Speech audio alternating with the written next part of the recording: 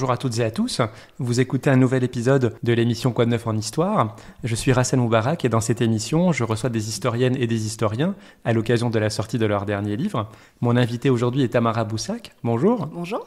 Vous êtes docteur en histoire de l'EHESS. Vous êtes maîtresse de conférences en études nord-américaines à l'université Paris 1 Panthéon-Sorbonne. Vous êtes spécialiste de l'histoire contemporaine des États-Unis et en particulier sur les inégalités urbaines et sociales dans la seconde moitié du XXe siècle. Vous avez publié récemment L'affaire de Newburgh, aux origines du nouveau conservatisme américain aux presses de Sciences Po, un livre qui est tiré de votre thèse. J'en dis un tout petit mot en introduction pour situer le contexte. En juin 1961, Newburgh, une petite ville de l'État de New York, vote une baisse des allocations de l'assistance sociale et un durcissement des conditions d'éligibilité dans le collimateur des élus, les Africains-Américains, qu'on accuse d'être des tricheurs, des paresseux, des immoraux. Cette décision va provoquer un débat national autour de l'assistance, refléter les inégalités dans la société américaine et constituer un des points de bascule vers le conservatisme américain. On parlera de tout ça en détail dans l'entretien, mais ma première question est la suivante, Tamara Boussac. 1961, c'est en pleine décennie des droits civiques aux États-Unis. On connaît bien certains de ces jalons, par exemple Rosa Parks en 1959, la marche à Washington de Martin Luther King en 1963. Mais pourtant, cet épisode de Newburgh est assez méconnu, alors qu'à son époque, il a eu un réel retentissement. Comment est-ce que vous expliquez cet oubli relatif et qu'est-ce qui vous a donné envie d'exhumer cette affaire ? Alors, l'oubli relatif de cet épisode de Newburgh, en fait, il est à l'image de l'invisibilisation pendant de nombreuses années, pendant de nombreuses décennies, du mouvement pour les droits civiques dans le nord des États-Unis plus généralement. Effectivement, Newburgh, c'est une petite ville qui se situe dans l'État de New York. Et effectivement, il y a plusieurs historiens, plusieurs historiennes du mouvement pour les droits civiques se sont penchés depuis quelques années, depuis une quinzaine, vingtaine d'années, sur ce qu'ils appellent le Jim Crow North, donc le nord à la Jim Crow. Le régime Jim Crow, c'est le régime de ségrégation juridique qu'on associe plus généralement au sud des États-Unis à cette époque-là. Et en fait, c'est vrai qu'on a tendance à oublier que l'histoire de la ségrégation raciale, l'histoire des violences raciales, elle est aussi endémique au nord des États-Unis. Mais c'est vrai que dans le récit qui a été fait du mouvement pour les droits civiques, par les historiens, les historiennes, mais aussi par les acteurs du mouvement eux-mêmes. Cette histoire dans le Nord, elle a été assez invisibilisée. Et au contraire, voilà, il y a beaucoup de choses qui ont été produites sur le Sud. C'est en train de changer depuis 15-20 ans, mais je pense qu'en fait, exhumer cette affaire de Newburgh, dans un sens, ça participe de cette redécouverte ou de cette, du redéploiement de cette historiographie dans le Nord des États-Unis. Et c'est vrai que c'est l'un des aspects qui m'a intéressée dans cette affaire. C'est vrai qu'il y a quelque chose de très surprenant en fait quand on s'intéresse à cette histoire, de se dire qu'on est dans le nord des États-Unis, dans l'État de New York, qui est un des États les plus prospères, les plus progressistes en fait des États-Unis à cette époque-là, et pourtant on assiste à quelque chose qui va complètement à rebours de cette lecture. Parlons justement des États-Unis à cette époque-là, au tournant des années 60. John Fitzgerald Kennedy, JFK, vient d'être élu et prend ses fonctions en janvier 1961. Il souhaite impulser une politique dite de la nouvelle frontière. Quel est l'état économique de l'Amérique alors ? Alors c'est vrai qu'en 1961, on a un peu envie de dire que c'est l'Amérique qui symbolise l'ère de l'opulence, qui a été décrite ainsi par l'économiste John Kenneth Galbraith à la fin des années 1950 dans un ouvrage de 1958. C'est-à-dire que de fait, depuis la fin de la Deuxième Guerre mondiale, les États-Unis connaissent une prospérité sans précédent. C'est vraiment une période de plein emploi dans les années 1950, de croissance économique vraiment très soutenue. Cela dit, à la fin des années 50, donc en 1958 et ensuite en 1960 et 1961, les États-Unis connaissent plusieurs récessions économiques et en fait une augmentation du chômage. Alors certes, il reste assez résiduel, mais c'est une vraie préoccupation pour beaucoup d'élus, pour beaucoup d'économistes, d'administrateurs sociaux également. La question du chômage, notamment la question du chômage des hommes. Et en fait, la nouvelle frontière du président Kennedy va vraiment se pencher sur la question du chômage et de comment améliorer l'assurance chômage et la protection sociale des chômeurs. Donc c'est vrai qu'on a ce contexte d'une économie effectivement assez florissante à l'échelle nationale, quelques récessions et aussi effectivement des inégalités sociales qui persistent malgré ce mythe de la croissance absolue, de l'optimisme libéral des années 1950 et début des années 60. Effectivement, plusieurs historiens ont montré que c'est dans l'après-guerre, en fait, dès les années 1950, par exemple, que se développe ce qu'on va ensuite nommer la ceinture de la rouille, la Rust Belt en anglais, avec notamment des délocalisations d'industries, d'entreprises du nord des États-Unis, notamment du nord-est et du Midwest, vers le sud. Et ça participe en fait régionalement parfois d'une activité économique à deux vitesses. Et en fait, la ville de Newburgh, qui est une petite ville d'à peu près 30 000 habitants, qui est une ville anciennement industrielle, va vraiment pâtir en fait de cette dynamique de développement de la ceinture de la rouille.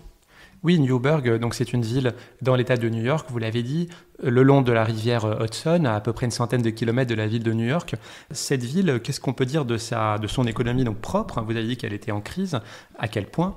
Et de sa composition démographique, parce qu'on voit que cette affaire va opposer différentes portions de la ville. Oui, alors c'est effectivement une petite ville de 30 000 habitants qui a une économie en fait assez peu diversifiée, c'est-à-dire que pendant la Seconde Guerre mondiale notamment, une grande partie de l'économie de Newburgh a trait au fait qu'on y trouve notamment des chantiers de construction navale en fait qui va être mise à profit pendant la Seconde Guerre mondiale, mais ces chantiers en fait et cette production va fermer après 1945. Et va entraîner une augmentation du chômage à la fin des années 1940. On y trouve aussi une activité manufacturière, par exemple des fabriques de sacs à main, de tondeuses à gazon, de jeans aussi. Mais ce sont typiquement le genre d'industrie qui peut justement pâtir du ralentissement industriel dans le nord-est des États-Unis dans les années 1950-1960. Et donc, effectivement, à peu près à cette époque-là, se met en place une espèce de mythe, auprès des habitants de Newburgh, que leur ville autrefois prospère est en train de connaître une forme de crise. Et d'une crise qui serait en fait très spécifique à Newburgh. En réalité, ce n'est pas le cas, puisque comme je l'ai dit, le ralentissement industriel et de certaines activités manufacturières, en fait, c'est un phénomène régional. C'est pas spécifique à Newburgh particulièrement. Et en fait, vient se greffer à cela aussi une forme de transition démographique qui a trait notamment au fait que dans les années 1950, la ville de Newburgh connaît une importante vague migratoire venue du sud des États-Unis, donc effectivement pendant laquelle plusieurs Africains-Américains vont s'installer à Newburgh. Donc on est dans des chiffres relativement, c'est une ville de 30 000 habitants, donc c'est pas non plus des chiffres très importants, mais en termes de proportion, c'est quand même quelque chose qui n'est pas négligeable puisque au début des années 60, en fait, près de 17% de la population de Newburgh est africaine-américaine, alors que 10 ans auparavant, c'était plutôt de l'ordre de 5%. Voilà. Donc il y a un vrai changement à ce moment-là, et c'est ce qui va donner lieu au récit selon lequel le déclin industriel et le déclin économique de la ville, le déclin démographique aussi, puisque à ce moment-là, la ville connaît une perte du nombre d'habitants,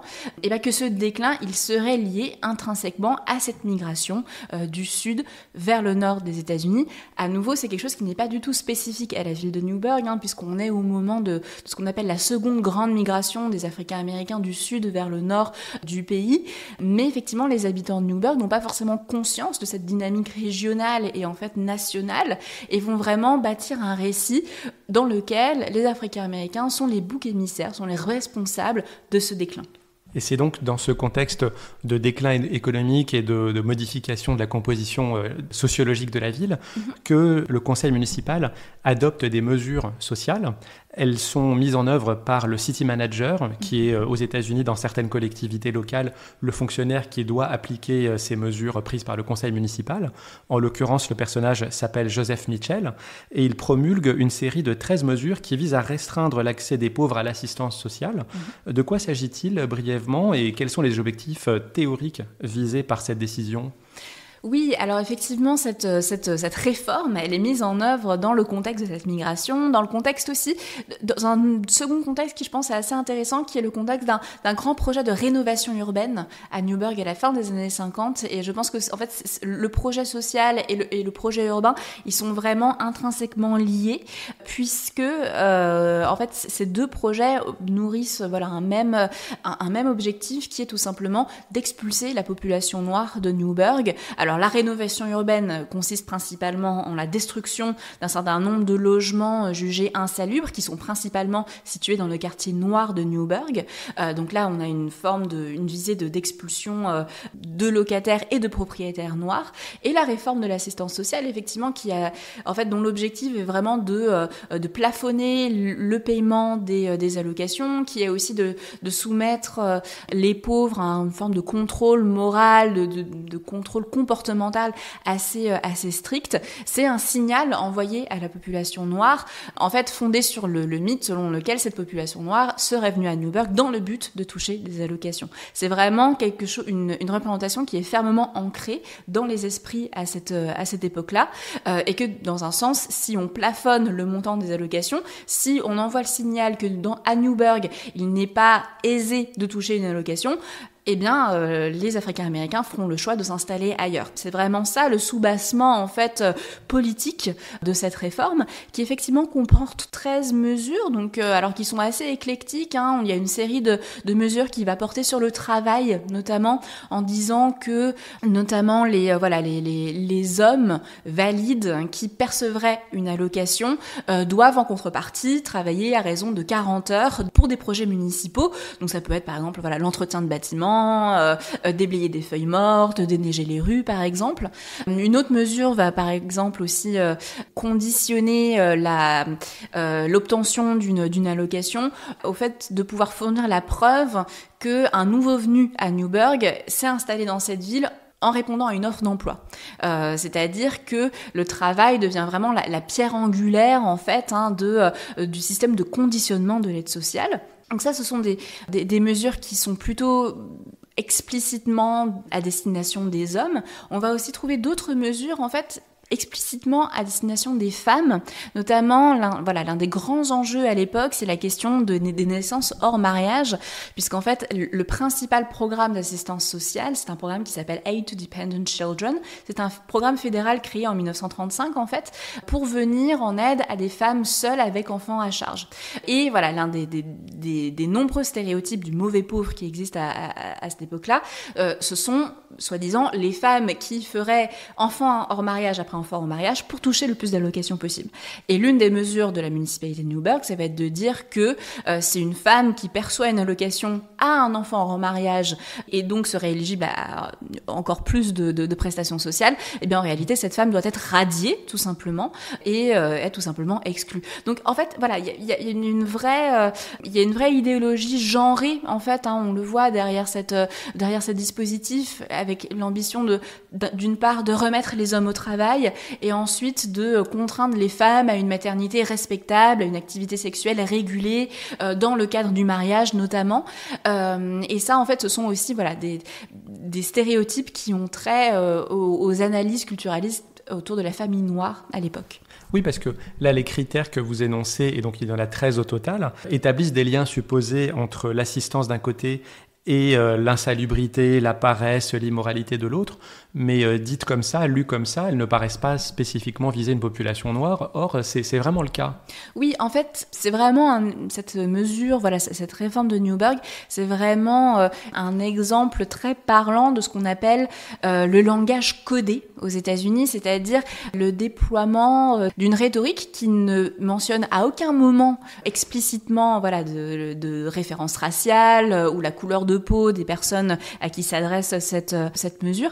Néanmoins, en fait, il est clair aux yeux de tous les acteurs de l'époque que la population visée est la population noire. Ça passe par plusieurs tropes, en fait. Déjà, on remarque que l'un des termes les plus utilisés dans cette réforme, c'est le terme de migrant, effectivement. Donc, soit migrant, soit nouveau venu. Et c'est vrai que quand on parle à cette époque-là de migrants ou nouveaux venus dans la ville de Newburgh, il est évident pour tout le monde qu'on parle de cette population noire nouvellement arrivée dans les années 1950. Et par ailleurs, en fait, si le texte de la réforme lui-même est effectivement racialement neutre, en réalité, quand on s'intéresse à d'autres documents produits par la municipalité à l'époque ou par d'autres déclarations faites par les élus de Newburgh, notamment lors de réunions du conseil municipal ou à la presse, Là, les références raciales sont tout à fait explicites. C'est-à-dire qu'on trouve énormément de déclarations où certains conseillers municipaux vont dire de manière complètement décomplexée que le problème principal de la ville de Newburgh, c'est sa population noire, qui cause des problèmes urbains, sociaux, des problèmes sanitaires également. Donc en fait, il y a un racisme extrêmement décomplexé qui s'exprime à Newburgh, qui n'échappe pas aux observateurs de l'époque. Et c'est pour ça que le contexte racial, effectivement, il n'est pas forcément évident dans le texte de la réforme lui-même, mais en réalité, le contexte fait que c'est absolument évident pour tout le monde. Oui, et vous montrez bien d'ailleurs l'idéologie derrière ces mesures, les chiffres à l'appui, parce que certes, il y a une arrivée de Noirs dans cette région, mais ils sont numériquement beaucoup moins importants que les Blancs, et ils ne touchent pas proportionnellement plus les aides. Donc finalement, le montant des aides distribuées aux Noirs est très inférieur à celui distribué aux Blancs, donc on voit très bien l'arrière-pensée idéologique derrière. Dans un premier temps, ces mesures sont très bien accueillies par la population blanche de la ville de New York et sa presse locale. Mais très vite après, dans les semaines qui suivent, la Cour suprême de l'État de New York va casser la réforme au motif qu'elle induit des différences de traitement au sein même de l'État de New York. Et c'est l'une des premières oppositions que l'on voit dans votre livre, c'est qu'il y a des luttes de pouvoir et de compétences entre les différentes juridictions aux États-Unis, entre le comité, la ville, donc l'échelon local, l'échelon de l'État et l'échelon de l'État fédéral. Oui, en fait, c'est vraiment une affaire qui pose une question de fédéralisme et la question du fonctionnement du fédéralisme américain de manière très concrète et de manière, je trouve, très intéressante. Effectivement, en fait, cette affaire de Newburgh, elle est caractérisée par un conflit, en fait, par une série de conflits multiples autour de l'assistance sociale, autour de l'analyse de la pauvreté.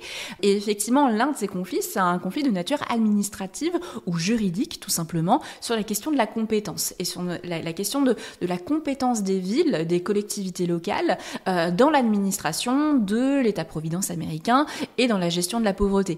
Il faut savoir qu'en fait, jusque dans les années 30 à peu près, ce sont les villes et les comtés qui sont en première ligne en fait de la gestion de la pauvreté aux États-Unis. Et c'est vraiment quelque chose qui change dans les années 30, notamment avec le New Deal de Franklin Roosevelt, qui va poser les jalons, les bases d'un système fédéral d'assistance sociale avec la création de plusieurs programmes, notamment en 1935, et qui en fait va vraiment recentrer l'administration des programmes d'assistance sociale au niveau de l'État fédéral et aussi au niveau des États fédérés. Et dans ce nouveau système, en fait, qui se renforce dans les années 50 d'ailleurs, les villes et les collectivités territoriales plus généralement, dans l'échelle infra-étatique, et dans un sens deviennent des gestionnaires, appliquent les directives qui viennent soit de Washington, soit des États fédérés, mais sans avoir vraiment de pouvoir de décision sur qui va vraiment toucher des aides, quel en est le montant, par exemple. Et c'est vraiment quelque chose qui va devenir l'objet d'une revendication très forte, en fait, pendant cette affaire de Newburgh, la question de l'autonomie des villes, de la compétence des villes sur la politique sociale. Et c'est quelque chose effectivement, autour duquel les élus de Newburgh, les élus de l'État de New York vont vraiment s'affronter. Comme vous l'avez dit, la Cour suprême de l'État de New York, en fait, va trancher en faveur de l'État, puisque, en fait, effectivement, un règlement fédéral adopté en 1952, en fait, dispose que, au sein d'un même État, toutes les collectivités territoriales doivent administrer les programmes fédéraux d'assistance sociale de manière uniforme. Et en fait, l'adoption de cette réforme par la municipalité de Newburgh met à mal cette disposition et en fait met à ce titre en péril les financements qui sont accordés par l'État fédéral à l'État de New York au titre de l'assistance sociale. Donc effectivement cette question juridique en fait ou administrative, elle est assez rapidement tranchée en fait. Effectivement au mois d'août, l'État de New York suspend de manière temporaire l'application de la réforme de Newburgh et cette décision elle est entérinée par la Cour suprême au mois de décembre. Donc en fait cette réforme elle est très peu appliquée. Voilà. Exactement. On en parle beaucoup dans la presse, il y a beaucoup de gens qui s'y intéressent, mais dans les faits, c'est vraiment quelque chose qui est très peu appliqué. Oui, et donc cette réforme, elle est finalement un peu tuée dans l'œuf, elle s'applique quelques semaines.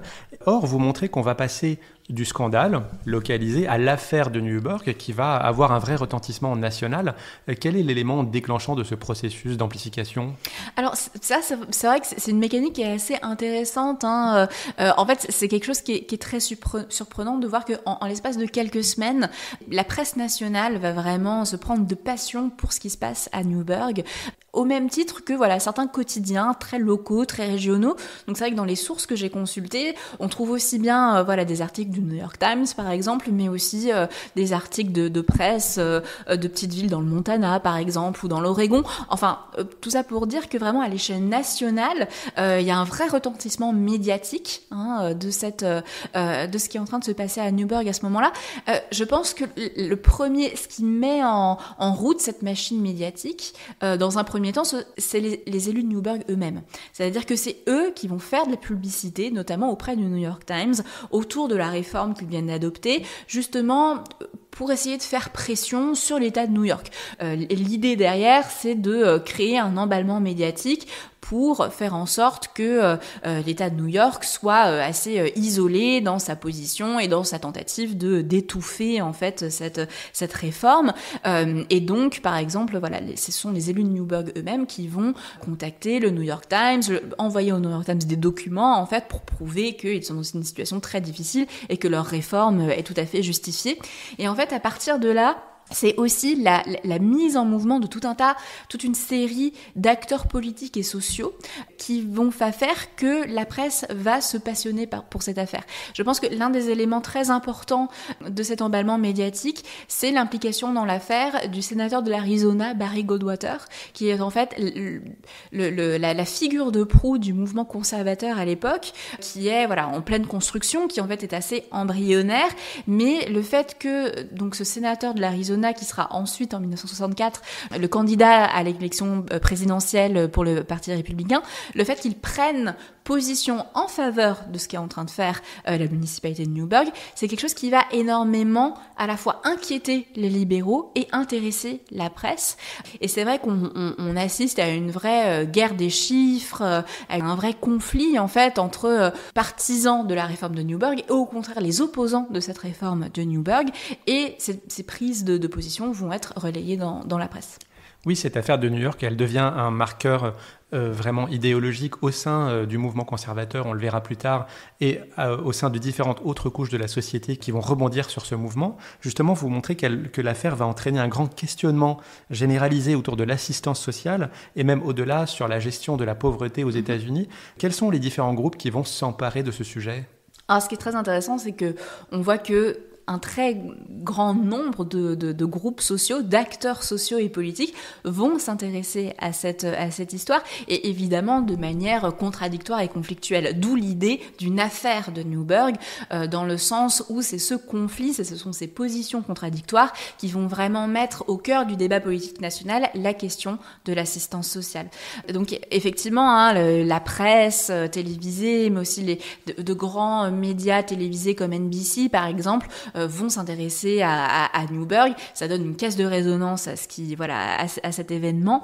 À partir de là, on trouve également une forme d'emballement politique, c'est-à-dire que des autorités à l'échelle de l'État de New York le gouverneur par exemple, les sénateurs de l'État de New York vont aussi prendre publiquement position sur cette réforme.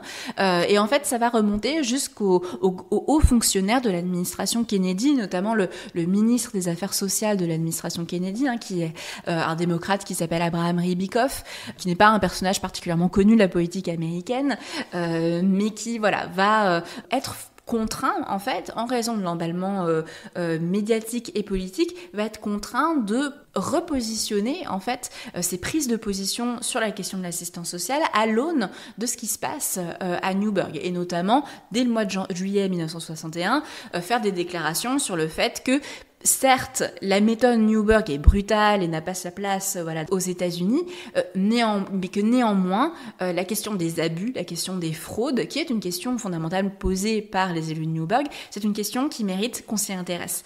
L'idée d'une réforme du système d'assistance sociale prend forme en fait à partir de ce moment-là, à l'été 1961. Un autre groupe d'acteurs qui va vraiment s'intéresser aussi à ce qui se passe à Newburgh, à l'inverse, ce sont les conservateurs. Et quand je parle des conservateurs, en fait, à cette époque-là, on parle principalement de certains élus, de certains élus républicains, mais aussi démocrates, notamment dans le sud des États-Unis. Donc j'ai parlé, par exemple, du sénateur de l'Arizona, Barry Goldwater, et également toute une série d'intellectuels, d'écrivains, de journalistes conservateurs. Le plus connu d'entre eux à cette époque-là, c'est quelqu'un qui s'appelle William Buckley, qui en fait en 1955 a fondé le grand journal conservateur de l'époque, qui en fait vise à unir les différentes tendances conservatrices dans un socle idéologique. Ce magazine, il s'appelle National Review. Ça reste aujourd'hui l'une des principales publications conservatrices aux États-Unis. Et William Buckley, c'est vraiment l'un des pères fondateurs du conservatisme d'après-guerre. Et lui, il va également se passionner pour l'affaire de Newburgh. National Review et d'autres journaux conservateurs vont publier de nombreux articles. William Buckley va rencontrer Mitchell, donc le city manager de Newburgh. À cette époque-là, en fait, Buckley est également impliqué dans la création de plusieurs organisations conservatrices, notamment une association d'étudiants qui s'appelle les Young Americans for Freedom, dont l'une des manifestations est en fait l'illustration du livre. La couverture du livre. Exactement, voilà. La couverture du livre, qui est une manifestation de rue à Newburgh de cette association conservatrice, qui vont vraiment ériger Joseph Mitchell comme l'un des héros de leur cause. Et en fait, Buckley va même jusqu'à proposer à Mitchell, en fait, de devenir le candidat... De rentrer en politique, en fait. D'entrer en politique, tout simplement, de concourir à des campagnes, notamment pour les campagnes sénatoriales de 1962. En réalité, ce projet ne voit pas le jour, mais on voit effectivement qu'à l'instigation de Buckley, il y a tout un monde conservateur qui se structure et qui se met au mouvement autour de Newburgh et plus généralement dans l'État de New York au début des années 60. Vous avez parlé, Tamara Boussac, de la couverture du livre qui montre une manifestation dans les rues d'une ville. Je ne sais pas si c'est Newburgh. C'est à Newburgh. C'est à Newburgh. Les manifestants sont blancs et on ne peut pas s'empêcher de faire le parallèle avec des manifestations des droits civiques par des mouvements noirs. Et justement, les organisations des droits civiques vont se mobiliser, elles aussi.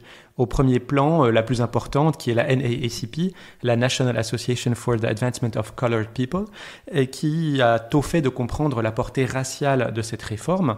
Comment cette bataille s'intègre-t-elle dans le mouvement de lutte nationale de ces associations civiques ?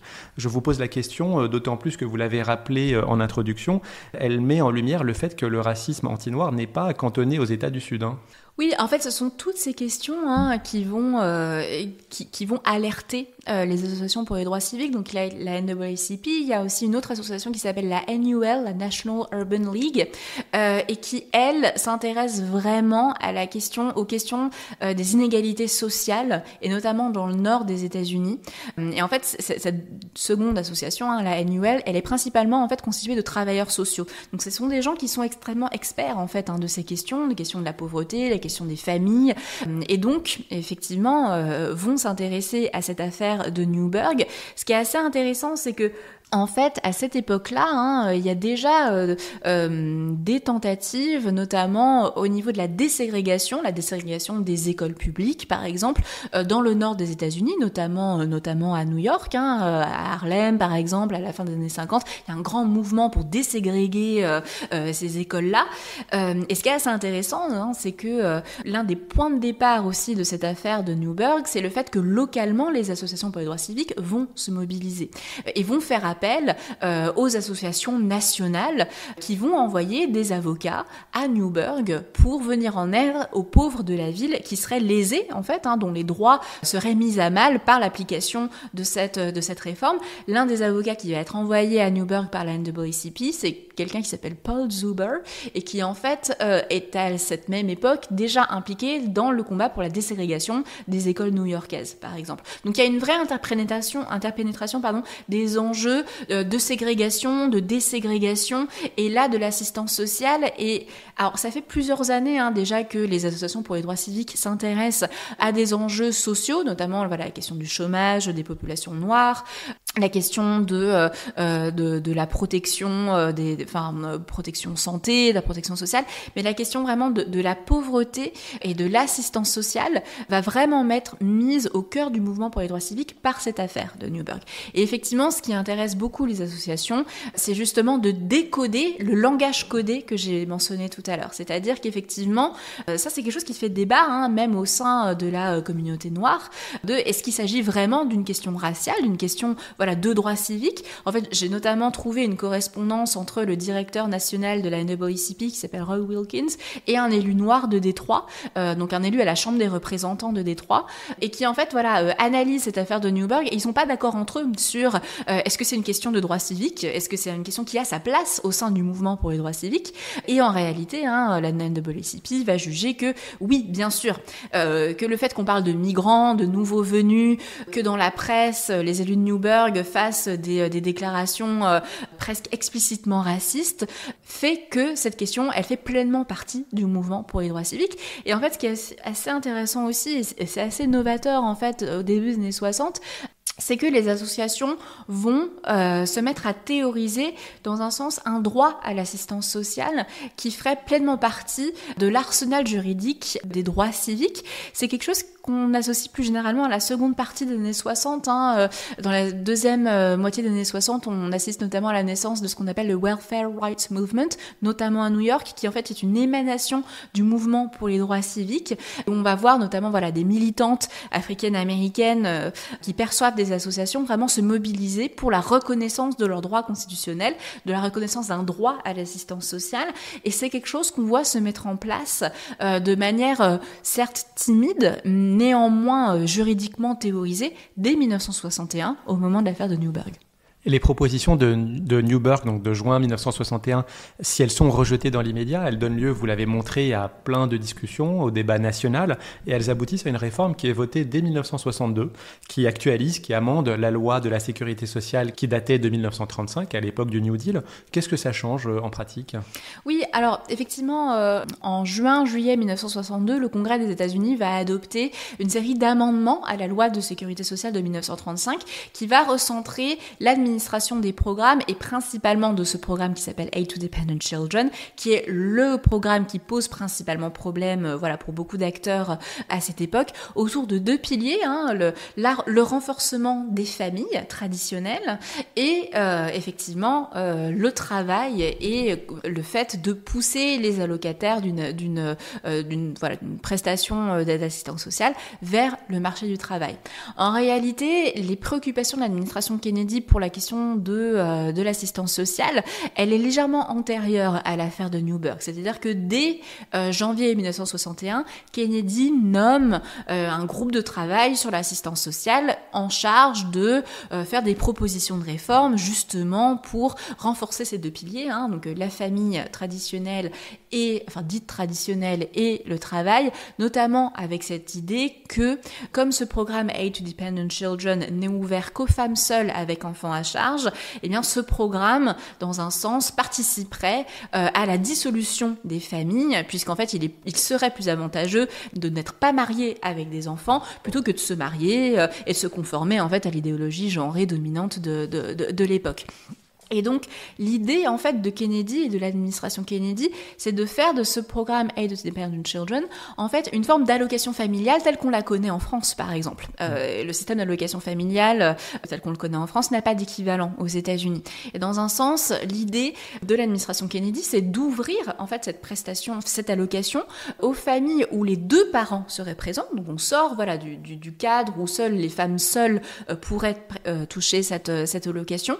Et notamment, des familles où les deux parents sont présents et où le père serait au chômage. Et donc c'est là qu'effectivement le contexte de la récession qu'on évoquait tout à l'heure est important, parce que l'idée de Kennedy, c'est de transformer les programmes d'assistance sociale pour en faire des instruments de lutte anti-chômage, en fait, et de protection des chômeurs. Donc en fait, il y a plusieurs expérimentations qui vont être mises en place justement pour l'ouverture du programme aux familles biparentales, et c'est quelque chose qui va être reconduit en fait en 1962. Et ce qui change aussi en en 1962 et qui est très intéressant. Et en fait, c'est l'une des questions principales posées par l'affaire de Newburgh, mais c'est assez technique. C'est la question du travail en contrepartie des aides sociales. C'est-à-dire que jusqu'en 1962, en théorie, juridiquement, les collectivités territoriales, les États ne peuvent pas demander à un ou une bénéficiaire de Age Dependent Children de travailler en contrepartie de l'aide sociale. Et en fait, c'est vraiment la question du travail va être vraiment mise en lumière par l'affaire de Newburgh. Et l'une des nouvelles dispositions adoptées en 1962, c'est justement un programme expérimental qui permet aux États et aux collectivités locales de demander aux bénéficiaires de travailler en contrepartie du programme ADC. Donc là, il y a une vraie transformation de la philosophie des programmes vers la question du chômage et du travail. Et en fait, dans un sens, c'est le début de ce qu'on appelle le régime du workfare, c'est-à-dire, ce qui est une forme de néologisme entre work, travail, et faire, welfare, qui est le terme anglais pour désigner assistance sociale, et qui en fait est le nouveau régime mis en place, alors selon moi, dès 1962 de manière expérimentale, puis au niveau de la loi nationale en 1967, et après qui se généralise dans les années 1970, du workfare, qui est vraiment le travail en contrepartie de l'aide sociale, et qui va vraiment devenir le régime dominant à la fin du XXe siècle. Et donc le débat s'installe durablement, on le voit, entre les tenants d'une rigueur budgétaire et ceux qui veulent au contraire augmenter les dépenses pour mieux couvrir le risque social. Et vous montrez que le bilan de la réforme apparaît plutôt mince, puisque dans les années qui suivent, là encore chiffre à l'appui, le montant des dépenses ne cesse d'augmenter, le nombre de bénéficiaires aussi. Or, l'idée qu'une crise finalement complexe et un peu sans fin s'ancre dans les esprits. Et ce qui est très intéressant, c'est que vous montrez que 10 ans après, les solutions qui avaient été proposées par Newburgh et qui paraissaient extrêmes, radicales, elles commencent à s'imposer, elles s'imposent dans le débat. Oui, en fait, ce qui est assez intéressant, tout ça part en fait dans un sens du paradoxe des années 50, qui est que, alors que les États-Unis connaissent une croissance économique très soutenue, une grande période de prospérité, le nombre d'allocataires de prestations sociales augmente. Et ça, c'est vraiment quelque chose qui pose question pour les administrateurs, pour les sociologues, pour les économistes notamment. L'explication qui est donnée par les conservateurs, c'est que s'il y a plus en plus de gens qui perçoivent une allocation, c'est parce qu'il y a de plus en plus de gens qui fraudent le système, qui en abusent.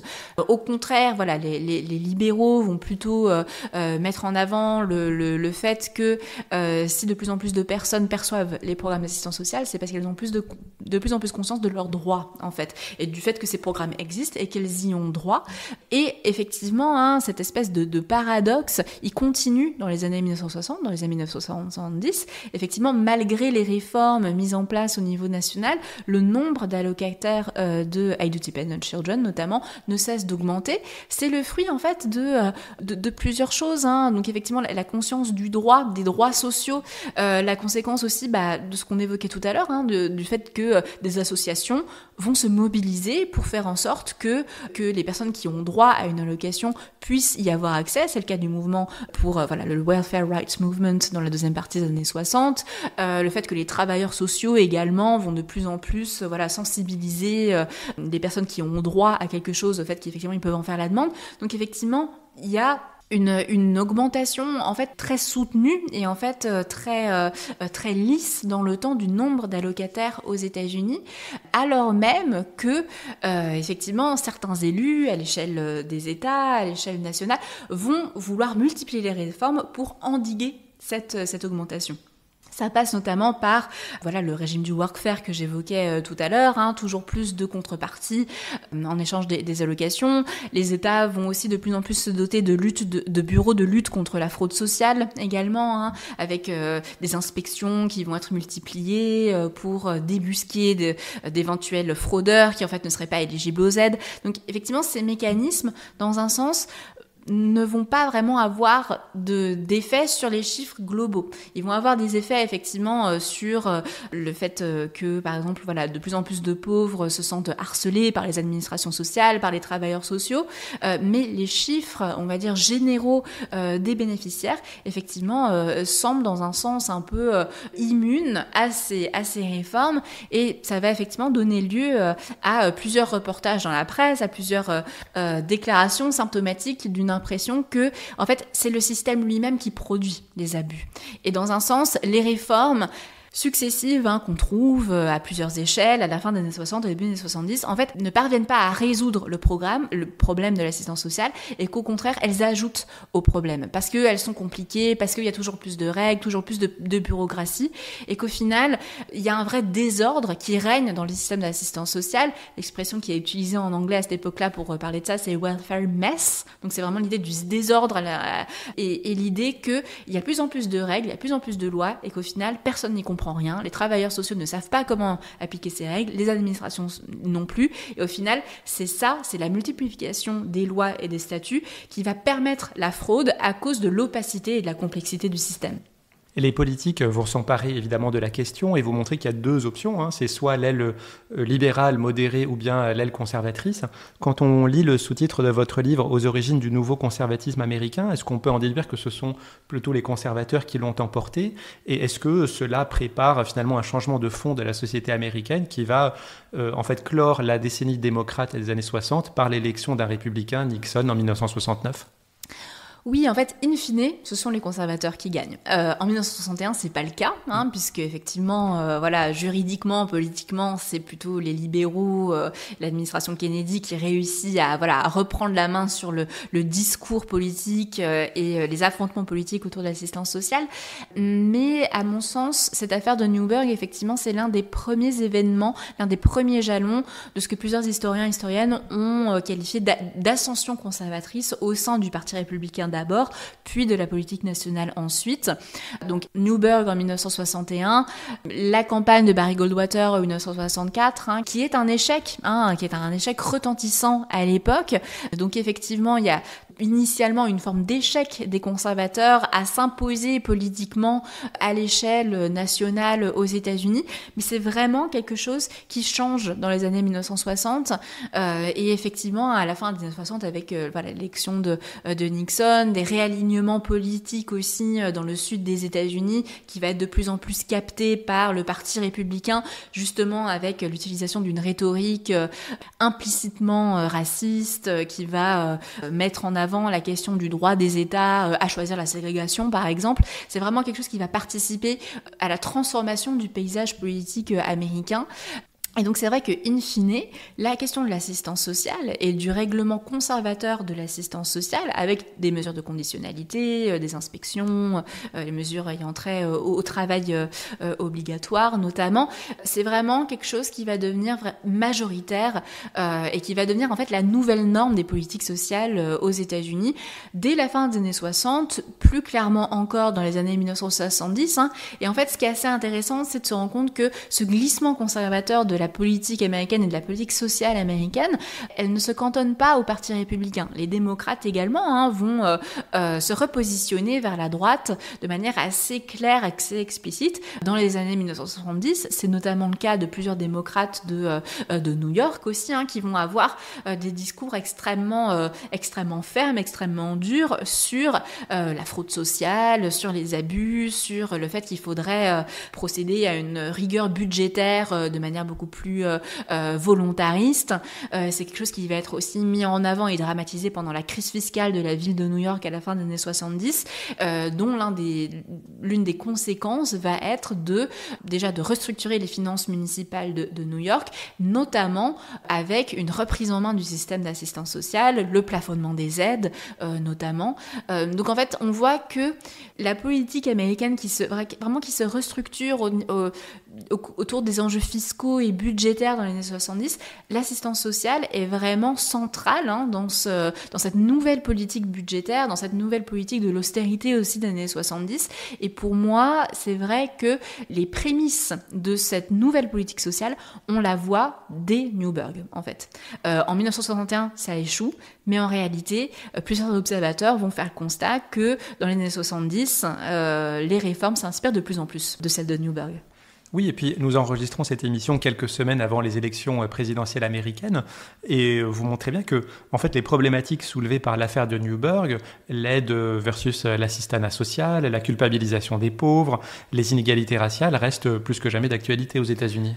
Oui, bien sûr. Et en fait, par exemple, ce qui est assez intéressant, c'est de voir que quand Kamala Harris a repris le flambeau après le désistement de Joe Biden, l'une des premières attaques à son encontre par notamment J.D. Vance, donc le colistier de Donald Trump et d'autres républicains, ça a été de la traiter d'assistée, en fait, et de sous-entendre que si elle a eu la carrière politique qu'elle a pu avoir, sa carrière d'avocate et de juge, c'est parce qu'elle a profité des largesses de l'État-providence américain et de manière assez indue. Et le fait qu'effectivement, voilà, ça soit une femme noire, c'est pas du tout étranger à ce genre de critique, puisque dans l'affaire de Newburgh à la fin du XXe siècle, l'un des principaux stéréotypes des mauvais pauvres aux États-Unis, c'est ce qu'on appelle la welfare queen, donc les reines de l'assistance sociale. C'était vraiment quelque chose qui était un stéréotype très utilisé par Ronald Reagan, notamment dans les années 70-80,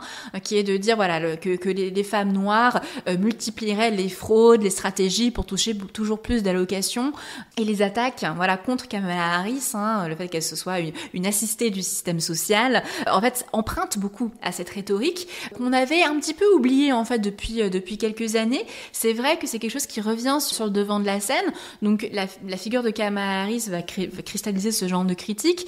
Pendant les meetings de Donald Trump aussi, il y a quelques mois, la chanson qu'il mettait d'ouverture de ces meetings, c'est une chanson d'un chanteur country du sud des États-Unis et qui parle notamment des assistés du système social dont les blancs ne feraient pas partie, bien sûr, puisque les blancs au contraire auraient une éthique du travail tout à fait irréprochable et paieraient des impôts pour financer les aides sociales des noirs.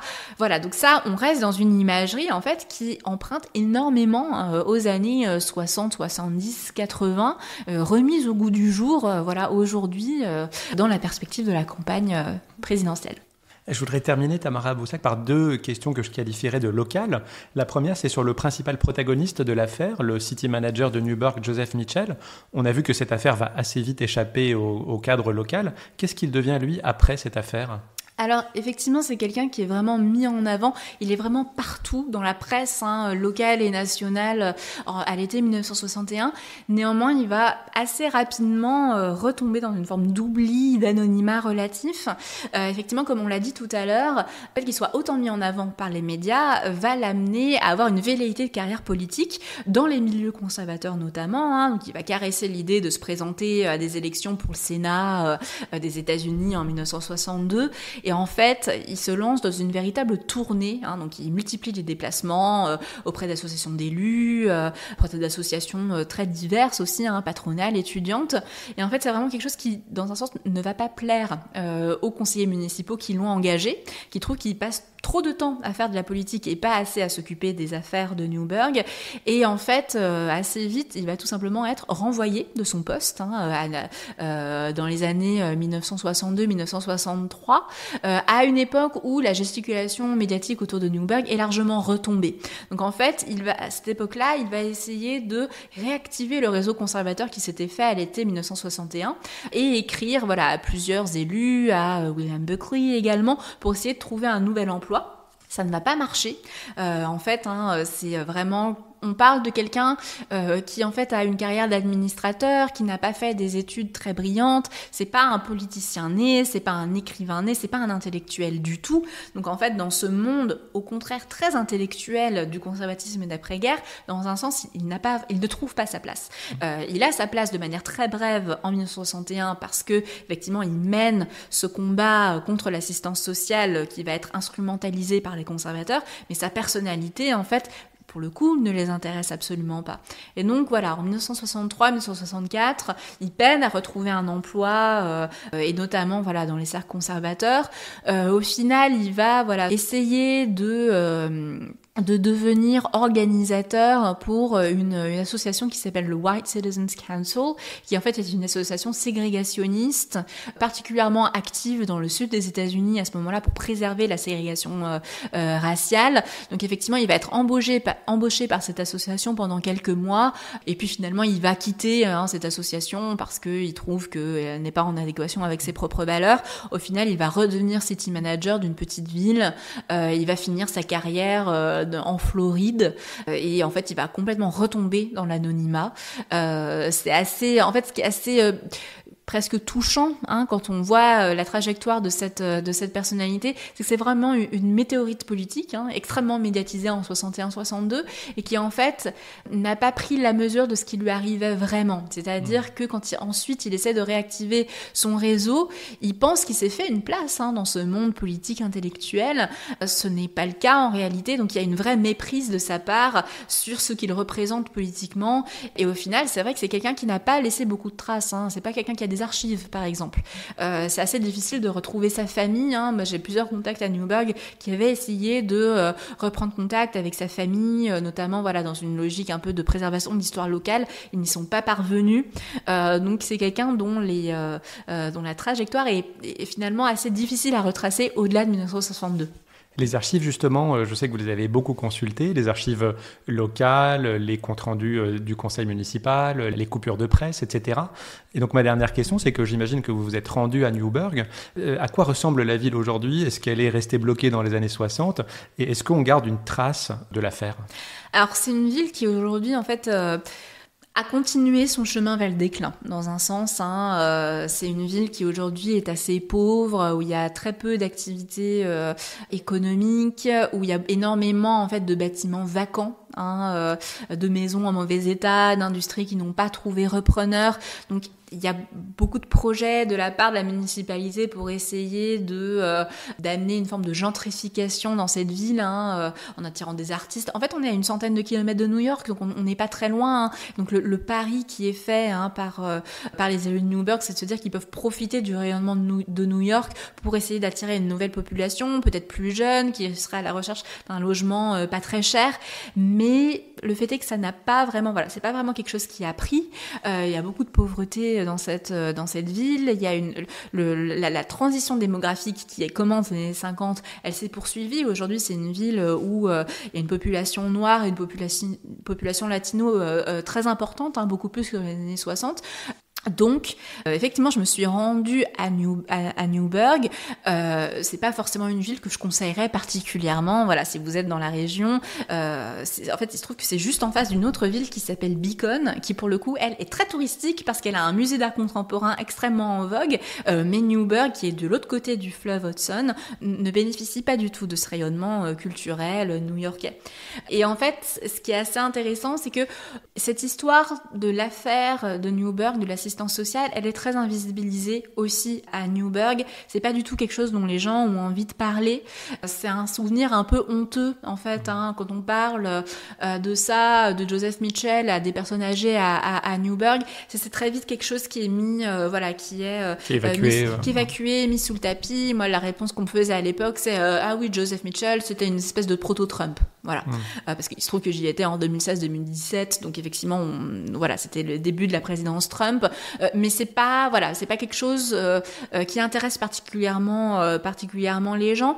La population s'intéresse beaucoup plus à l'histoire de la rénovation urbaine que j'ai évoquée tout à l'heure, qui a vraiment marqué le tissu urbain par la destruction en fait de quartiers, de rues où en fait rien n'a été vraiment reconstruit, avec effectivement des tentatives de ce qu'on appelle d'histoire publique pour mettre au jour l'histoire des discriminations à l'encontre des Africains-Américains de Newburgh, mais vraiment dans le contexte de cette rénovation urbaine, et pas tellement dans le contexte de cette histoire d'assistance sociale. Moi, j'ai eu plusieurs personne, en fait, alors pas quand ce livre est sorti, parce qu'il est sorti en français, mais quand j'ai écrit des articles en anglais sur cette histoire de Newburgh, j'ai plusieurs personnes, habitants en fait de Newburgh, qui m'ont écrit pour me dire mais oui, c'est vrai, moi aussi je me rappelle de ces années-là, c'était terrible, ou au contraire, avant il y avait une vraie entente entre les blancs et les noirs, et depuis cette époque-là, c'est moins le cas. Donc en fait, je pense que c'est une histoire qui a été assez évacuée, mais qui n'attendent qu'être redécouverte aussi localement, dans un sens, parce que il y a eu un accueil assez favorable en fait à mon travail dans la ville de Newburgh. Bien, on espère une traduction en anglais alors. Et c'est en cours, effectivement. Oui. Merci beaucoup Tamara Boussac pour cet entretien. Je rappelle le titre de ce livre, L'affaire de Newburgh, aux origines du nouveau conservatisme américain. C'est paru aux éditions des Presses de Sciences Po, un livre qui est plus que jamais d'actualité avant les élections présidentielles américaines.